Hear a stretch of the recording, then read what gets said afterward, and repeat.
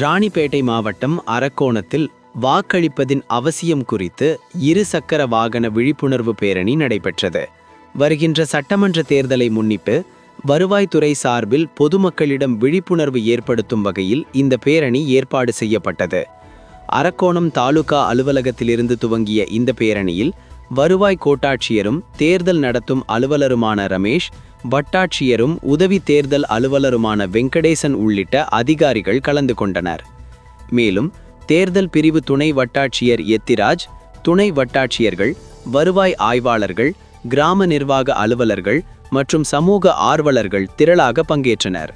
பேரணியில் கலந்து கொண்டவர்கள் வாக்களிப்பதின் அவசியத்தை வலியுறுத்தி பேனர்கள் ஏந்தி இருசக்கர வாகனங்களில் சென்று பொதுமக்களிடம் விழிப்புணர்வு ஏற்படுத்தினர்.